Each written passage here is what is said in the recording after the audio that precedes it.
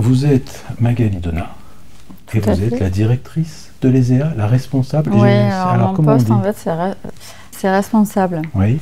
Ça vous savez que l'école elle ne m'appartient pas moi. Ah bon?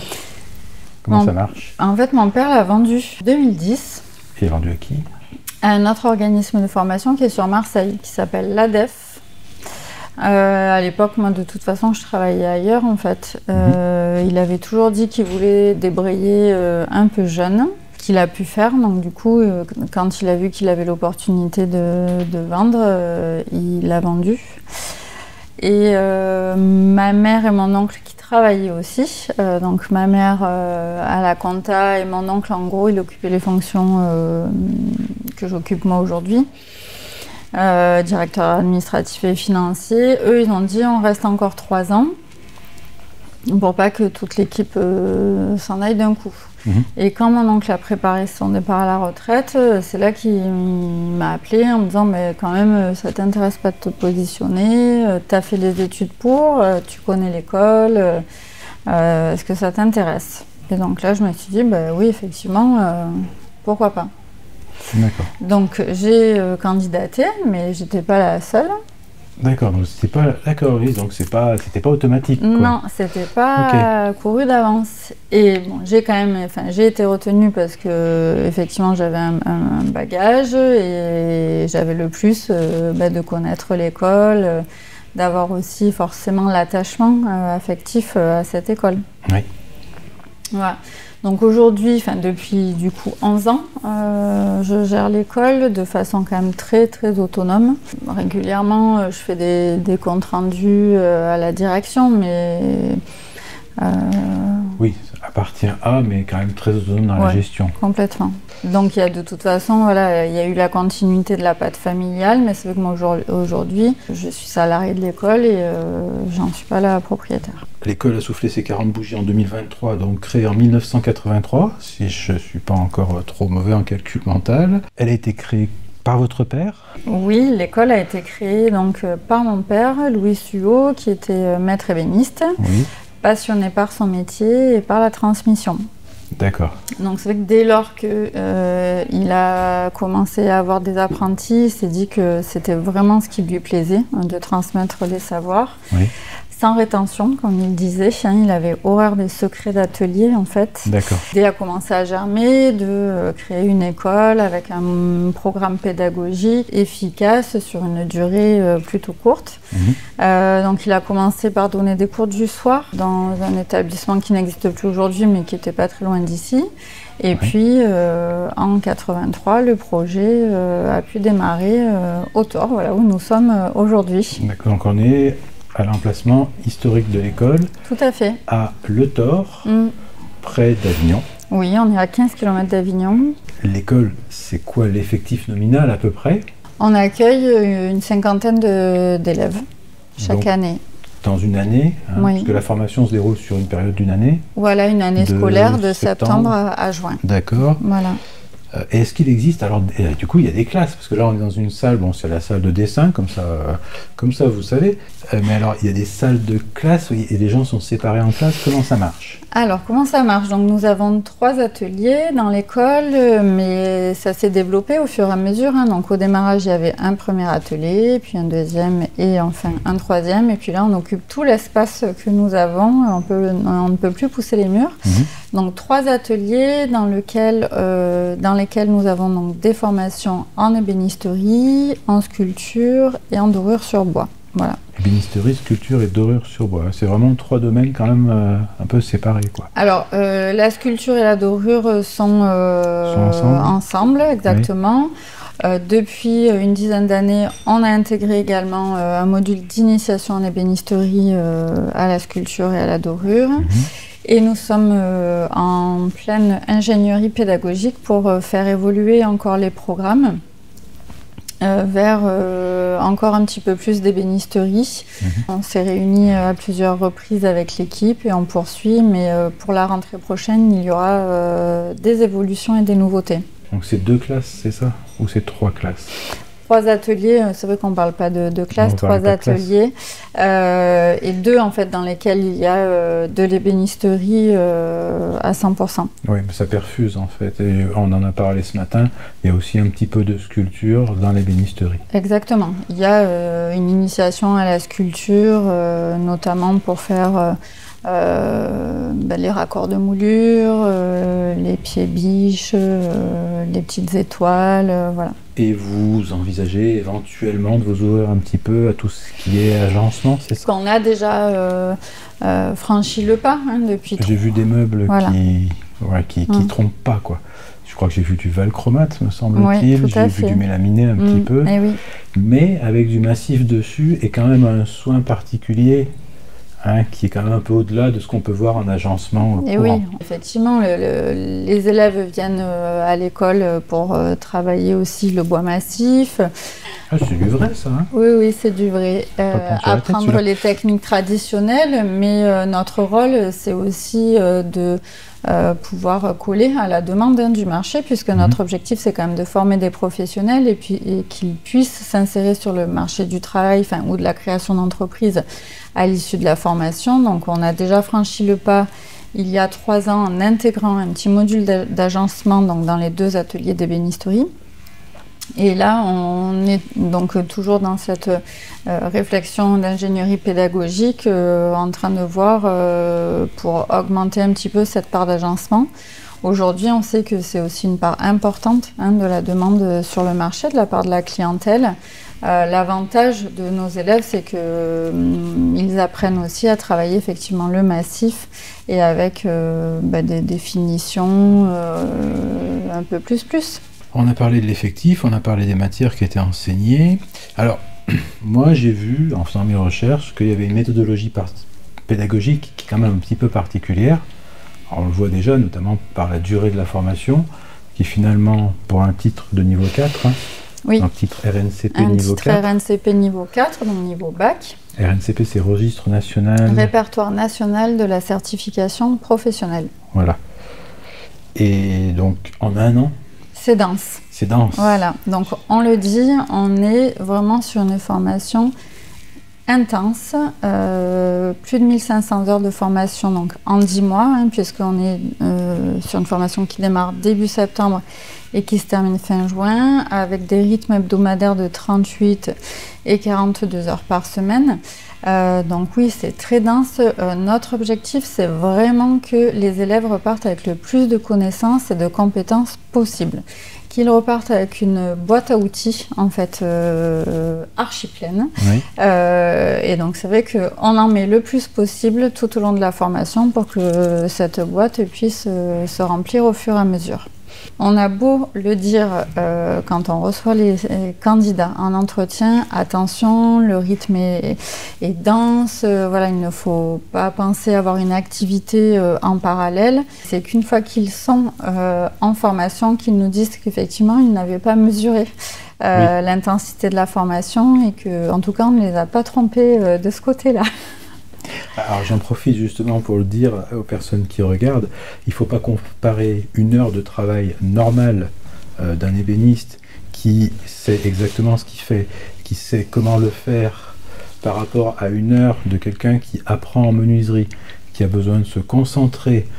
L'intensité n'est pas du tout la même. Je pense qu'en termes de fatigue, c'est pas pareil. Bien sûr, là, il faut penser que le cerveau, en fait, il est en ébullition du matin au soir, puisqu'on est en mode apprentissage. Il faut assimiler au fur et à mesure les informations qui arrivent, développer petit à petit les compétences. Voilà, c'est fatigant. En sachant que on est aussi sur des activités où il y a de la manutention, du port de charge, debout quasiment toute la journée. Donc oui, effectivement, quand on est en mode apprentissage, on n'a plus les habitudes ou les automatismes que l'on peut avoir quand on est chacun dans son métier. Quand on est en reconversion, on redémarre de zéro. Alors justement, puisqu'on en parle, le niveau de base des nouveaux entrants, finalement, c'est quoi? Tout niveau. Tout niveau, c'est-à-dire qu'il y en a qui sont déjà bien dedans, et il y en a qui ne savent rien? Alors, bien dedans, on en a assez peu finalement, quand même. Peut-être qu'ils se croyaient prêts. Alors, ça arrive effectivement, mais non, quand même, la majorité des personnes qui viennent chez nous sont des bricoleurs plus ou moins, j'ai envie de dire, mais on a quand même peu de personnes qui ont déjà un bon niveau, on va dire. Ça arrive, hein, bien sûr, il y en a quelques-uns, mais le gros de nos stagiaires n'ont pas de formation, ne savent pas utiliser les machines, en tout cas les machines-outils. Donc on part du principe qu'on démarre à la base.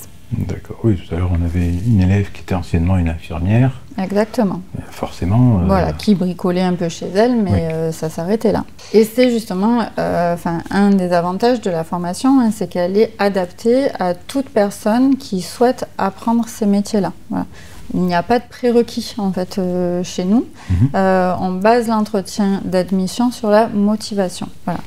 Par contre, une bonne motivation, parce que comme on l'a dit tout à l'heure, c'est dur, quoi. C'est dur, voilà. On n'est pas là en touriste. Non, on n'est pas là en touriste. Enfin, moi, si. On en a parlé tout à l'heure. Donc, l'école dispense des formations qualifiantes en ébénisterie et sculpture dorure sur bois, qui débouchent sur un titre RNCP de niveau 4. Quelles sont les perspectives, finalement, qui sont ouvertes par ce diplôme? Qu'est-ce qu'on fait après?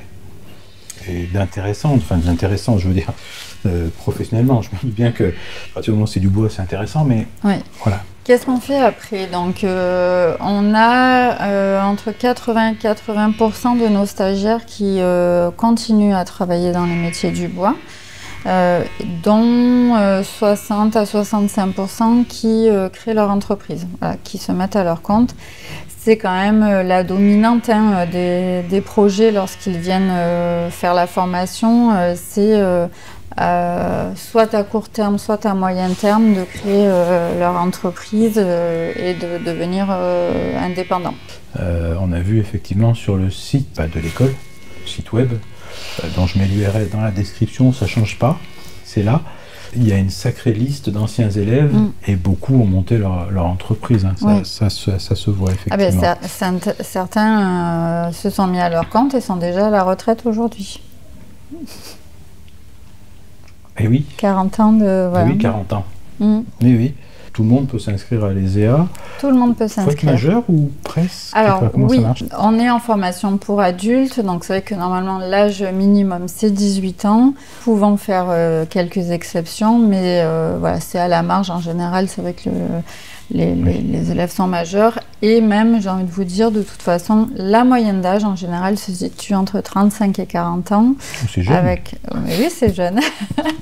Avec un public qui est là majoritairement en reconversion professionnelle. Combien ça coûte? Est-ce qu'on peut financer ça? Parce que j'imagine que le coût est quand même pas anodin. J'ai vu que rapporter à l'heure, c'est très raisonnable. C'est ça, voilà, il faut le rapporter à l'heure. Donc pour la rentrée prochaine, donc septembre 2025, nous serons à 15 800 € pour la totalité de la formation. Donc certes, c'est une somme en valeur absolue, mais nous serons à 10,40 € de l'heure. Donc ramener à l'heure, effectivement, ça fait une autre dimension.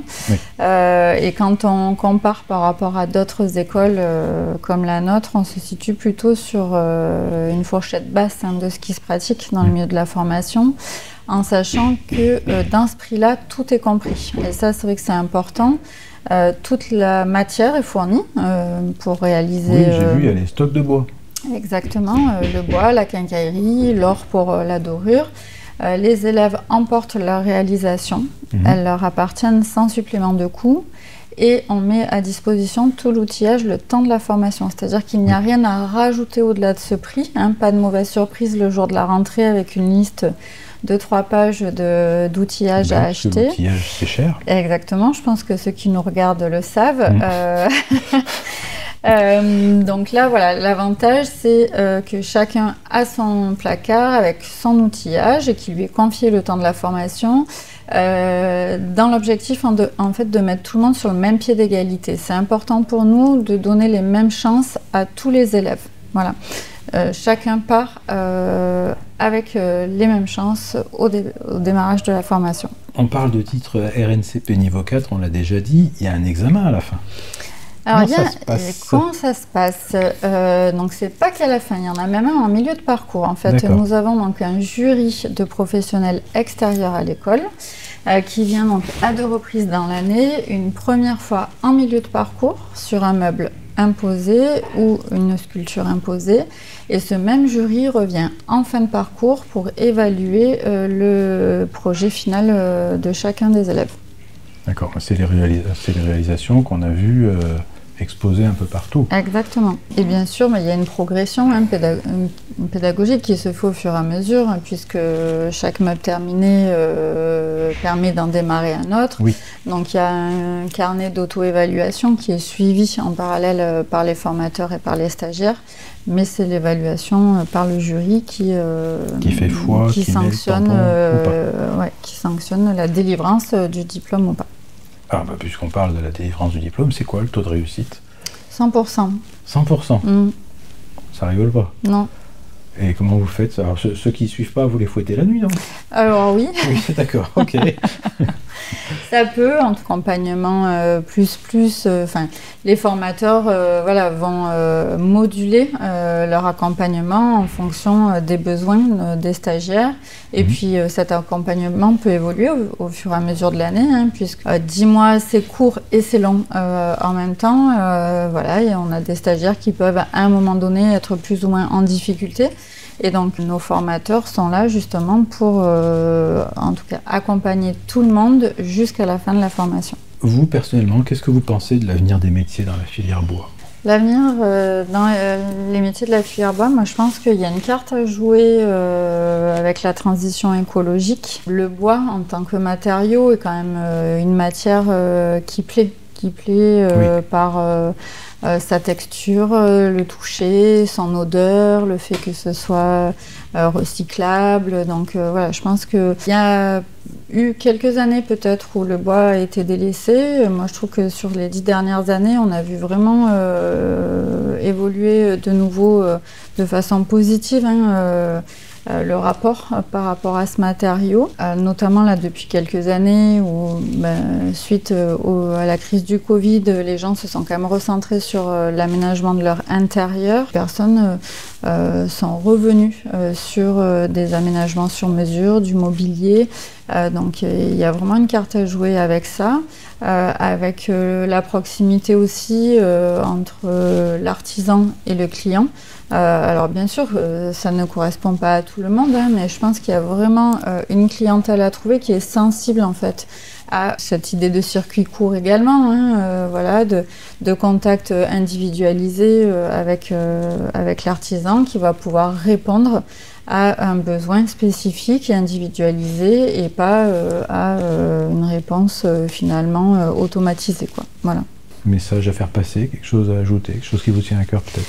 Je vais revenir sur la particularité quand même aussi de notre méthode pédagogique. On a dit qu'on était sur un rythme intense. Ce qu'on peut aussi dire, c'est qu'il y a vraiment une très grosse part dédiée à la pratique en fait, à l'école. Voilà. On part du principe que c'est en faisant que l'on apprend. 80% du temps est passé dans les ateliers que vous avez pu voir tout à l'heure. Et ça, je pense que c'est aussi vraiment une des clés de la réussite de la formation. Les élèves viennent d'ailleurs pour ça chez nous, c'est pour pratiquer. Et parce que on est sur des métiers où c'est la répétition du geste qui va faire que on va assimiler au fur et à mesure. Donc on a quand même quelques cours théoriques, mais très appliqués au métier. Il n'y a plus de matière générale puisque nous on est en formation pour adultes. Donc on oublie les maths et le français. On va vraiment se concentrer sur le métier. Donc du dessin technique, de l'histoire de l'art, un petit module aussi de création d'entreprise. Mais c'est peu d'heures finalement par rapport à tout le temps qui est passé dans l'atelier à travailler. Et c'est ce qui permet justement aux élèves de pouvoir réaliser des œuvres de fin d'année, comme vous avez pu le voir. Oui, d'un niveau quand même.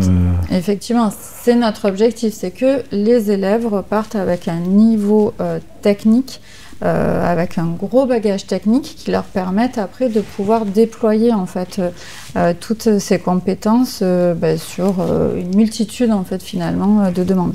Je vous remercie. Merci beaucoup pour le temps que vous nous avez accordé. Avec plaisir. Merci à vous d'être venu et d'avoir pris le temps de venir dans le sud pour visiter notre école. Ça s'appelle la passion. Merci beaucoup.